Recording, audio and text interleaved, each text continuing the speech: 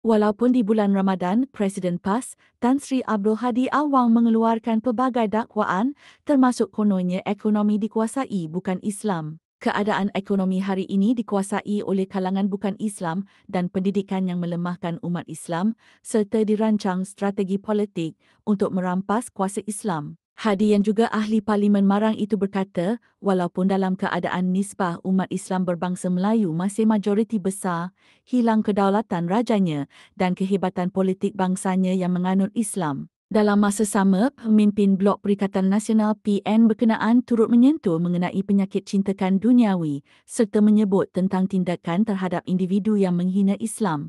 Adakah Syiah dikira kafir atau sesat? Baik.